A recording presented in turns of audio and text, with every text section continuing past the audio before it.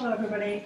So I'm Rachael Criso, and I am from Romance Languages. I teach French, but I wear a couple of other hats too, and one of them is I run the LSA International Internship Program. We send students abroad. We sent 70 last year to 14 different countries, and we're hoping to maybe even double that this year.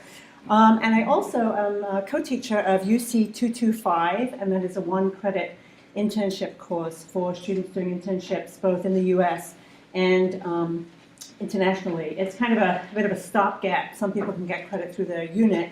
If they cannot, then they can come to us and get one credit. And a lot of that also includes quite a bit of reflection as well along the way. Anyway, what I'm going to talk to you today about is a brand new project that we were lucky enough to get a grant from a Third Century grant to put together this new online platform, we're calling it. I worked together with these folks here. Phil and Jason are both from PITE, Project in the Environment, and Elizabeth Pariano is my co-teacher for UC 225 and works on the LSA Domestic Internship Program. Jeff Stansler is from the School of Education, and Diane Perpich is our tech geek from CTools, or from, she works on CTools. She's our CTools person. So we got this lovely grant, and we started working on this, and the folks who kind of, the genesis of it were Phil and Jason in Pint, and they had some issues that they were kind of looking at, like how can we kind of take care of our students, have them really think about their internship in terms of how it relates to their education here, have them really think about it not as kind of a bolt-on, oh, this is what I did over the summer, but really relate it to what they're doing here and then what they might do later on when they leave here. So here's our classroom setting, and then you've got these kids that go all over the place. You know, they're all over the US, they're all over the world doing these things. So we want to kind of make sure they feel mentored and cared for by us, and they feel part of Michigan too, even while they're doing this remotely. So we had some questions. How do we do this when kids are not here? How do we teach them? How do we mentor them? How do we get them to reflect on what they're doing?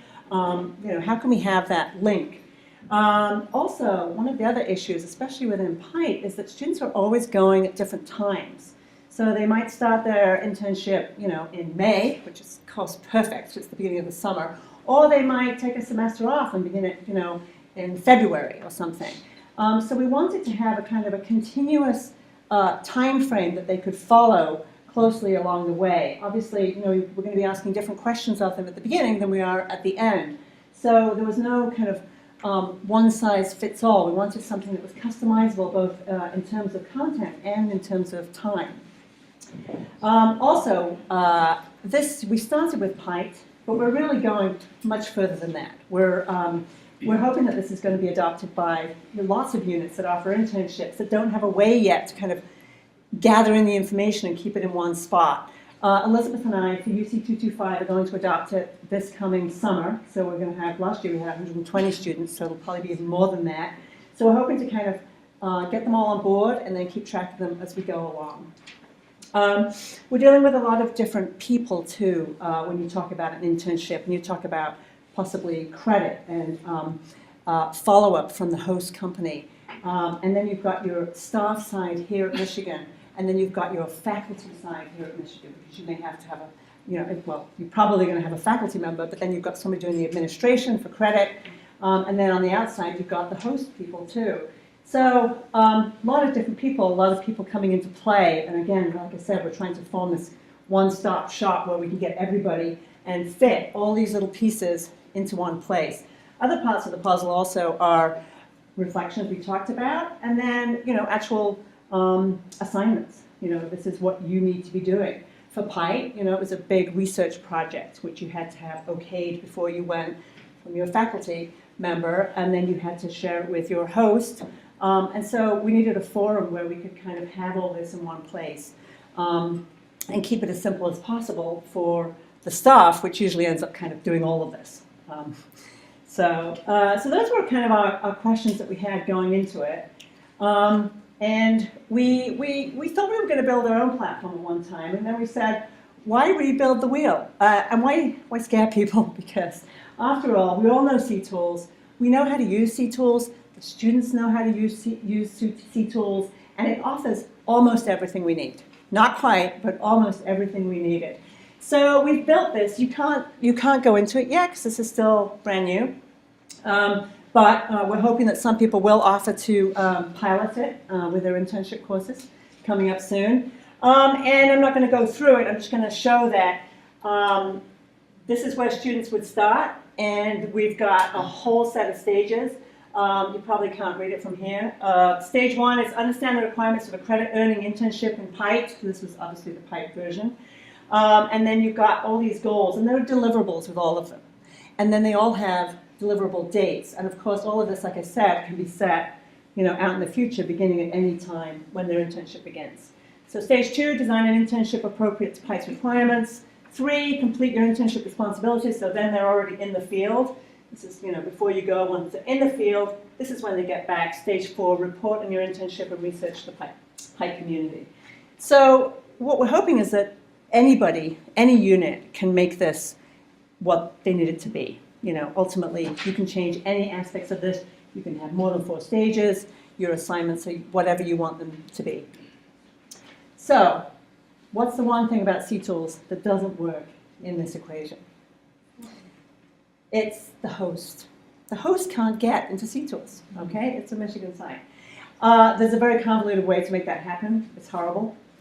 Nobody wants to deal with that. So what we decided to use was meld together CTools and the Internship Network. I don't know if any of you know about the Internship Network yet. It's also fairly new.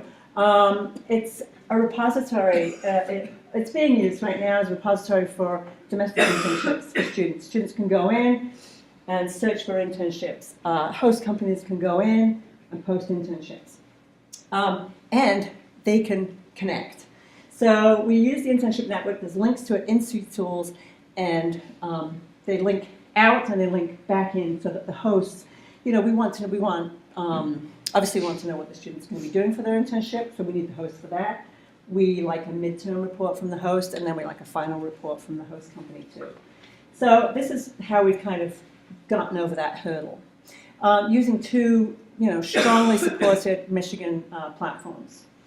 So what we like to think is that this is going to form a very strong link for students, for us, to be able to follow them for credit reasons, but also to prompt them along the way to think about what they're doing and to think about how this is connecting to their education and to their possible future.